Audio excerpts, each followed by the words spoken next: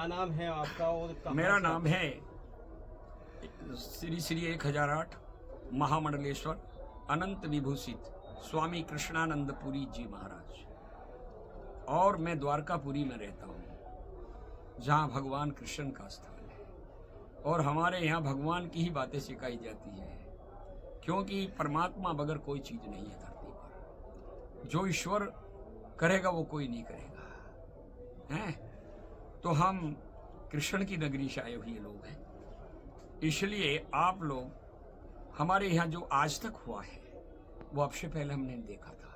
हमारी गाड़ी धंस जाती थी रोड में, मैंने वो भी देखा है।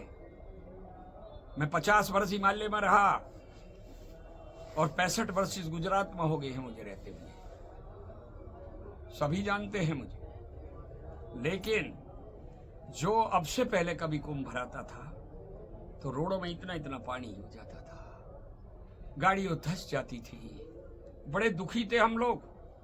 पर कहवा किसे जाए, इन्होंने इतनी प्लेटें बिछाई हैं कि एक गाड़ी नहीं गड़ सकती धरती पर, रेत का तो जगह ही है आपकी। और दूसरे, एक पानी इतना बिखरता है तो गैलवो दौड़ के आते हैं लोग। किसी टेंट में एक आग लग जाती है तो मोदी योगी जी जैसा यूपी को बड़ा प्रधान राजा नहीं मिलेगा। थैंक यू, समझे? धन्यवाद। क्यों नहीं मिलेगा कि वो गैल ही आ जाता है।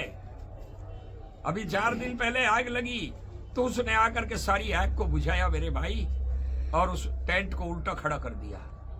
तो उसे कौन नहीं मानेगा, सबको मानना पड़ेगा। अगर आज हम नहीं होते, ये लोग नहीं होते, तो हम या देश में हिंदू भी नहीं होते। गुरु महाराज की यहाँ महाकुंभ लगा हुआ है, इसके बारे में थोड़ा सा बताइए।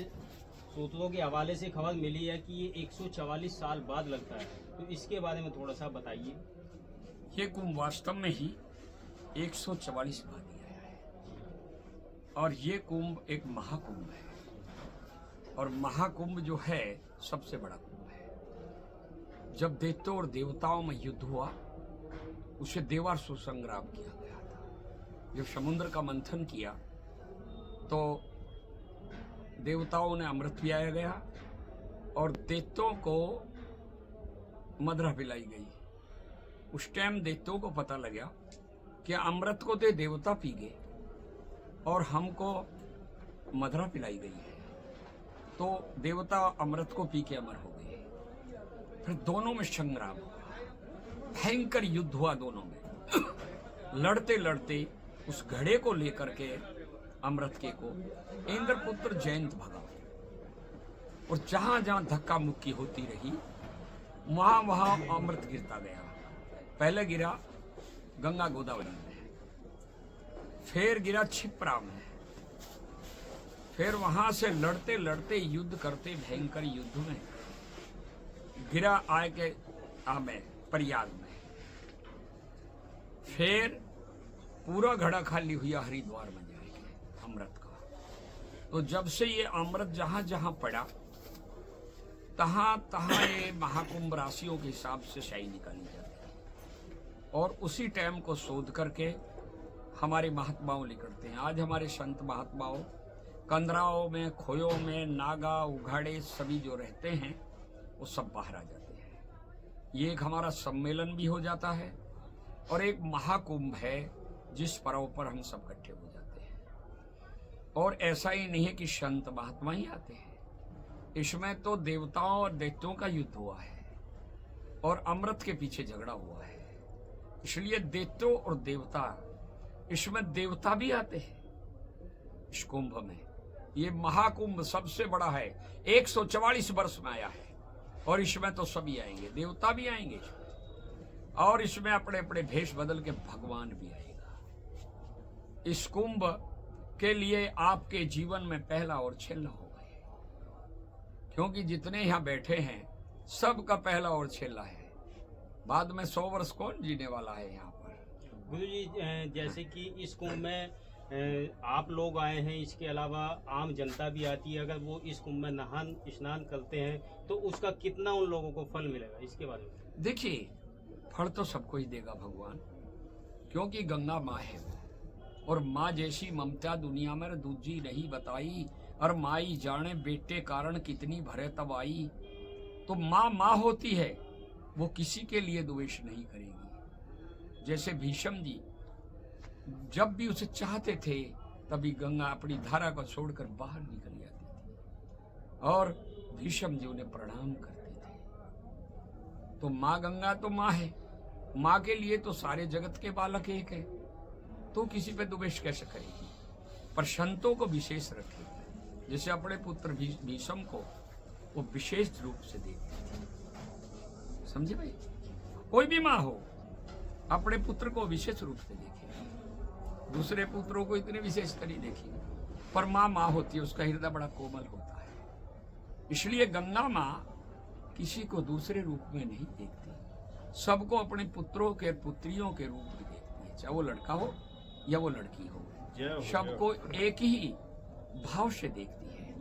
और उनका जो पवित्र भाव होता है वही माँ का आशीर्वाद होता है। समझे? और उसी आशीर्वाद को पाने के लिए हमारे सब लोग आते हैं, सब अच्छे घरों के भी लोग आते हैं और छोटे बड़े सभी आते हैं।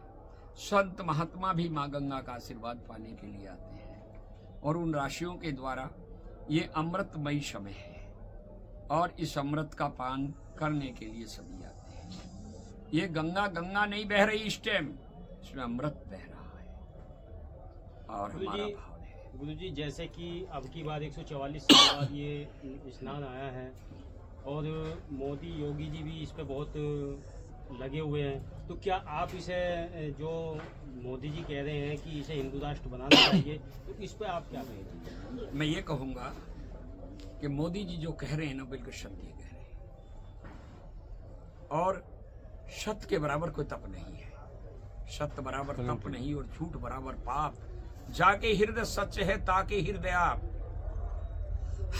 देखिए, जिसके हृदय में सत्य है ना, उसके हृदय में परमात्मा होता है। मोदी जी आज गुरु जी, क्या नाम है आपका? मेरा नाम अवधूत तितिक्षानंद जी सरस्वती है और इस समय मैं अमरकंटक में रहता हूँ। दूसरा आश्रम मेरा बिलासपुर में है, जो अमरकंटक में रहता हूँ वो शेर गुफा में रहता हूँ। यहाँ आज महाकुंभ में आप आए हैं, इसके बारे में थोड़ा सा बताइए। महाकुंभ में आए हैं, हम ही नहीं आए, बहुत सारे संत लोग आए हुए, जो कि योगी जी ने और मोदी जी ने विश्व के अंदर सबसे नंबर 1 कुंभ मेला, 144 साल पुराना कुंभ मेला जो आज आया हुआ है, उस पर्व पर हम लोग बहुत खुश हैं। और हमारे जो यहाँ के सीएम साहब हैं, अर्थात हमारे जो देश के प्रधानमंत्री हैं, उनके माध्यम से इतना सुंदर सुविधाएं, हर चीज़ की सुविधाएं होते हुए पर भी सभी लोग खुश हैं कुंभ मेले में। और ना खुश वाले लोग तो बहुत हैं, लेकिन खुश तो संत है। कुछ लोगों को दुखी भी हो सकते हैं क्योंकि उनको यहाँ भाग नहीं दिया गया। कुछ कर्म ऐसे होते हैं जो मनुष्य को दूर कर देते हैं। ऐसे कार्यों से, ऐसे कर्म, धार्मिक कार्यों से कुछ लोग वंचित इसलिए हो जाते हैं कि वो अपने कर्मों के फल से वंचित होते हैं। ना कि योगी जी, ना मोदी जी, ना संत समाज कोई तिरस्कार नहीं करता, मनुष्य के कर्म तिरस्कार कर देते हैं। कर्म प्रधान विश्व रचिता का, जय जस करहि ताहि फल चाखा। तो गुरु जी, आप पूरा देश जो है महाकुंभ में आया हुआ है, तो आप ये बताइए, क्या विश्व गुरु इसको आप देखना चाहते हैं भारत को? विश्व गुरु तो इसी कुंभ मेले में बनना है जी, और इसको बना करके ही हम निकलेंगे। भला ही हमारा तन छीण छीण हो जाए, लेकिन हम कुंभ मेले के अंतर्गत में ही विश्व गुरु इसको बनाएंगे और हिंदू राष्ट्र घोषित करेंगे करेंगे करेंगे। हमको बहुत दिनों से झेलते चले आ रहे हैं। इस कार्य के लिए कितने हमारी पीढ़ियां गुजर गईं, कितनी पीढ़ियां समाप्त हो गईं। आज तक न कोई अयोध्या का मंदिर बनवा पाया, न किसी ने, बस उसी में रोटी सेकते रहे। लेकिन मोदी जी और योगी जी की सरकार आने से हमारे देश में सभी चीज़ों की सुख शांति है। अमन से, चैन से हमारा देश के अंदर हर प्राणी रह रहा है। हमारी बहू बेटियाँ, बच्चियाँ टाइम बे टाइम निकल नहीं पाती थी, लेकिन आज तो रात में भी देखो तो दिन भर चलती हैं, कोई दिक्कत नहीं है।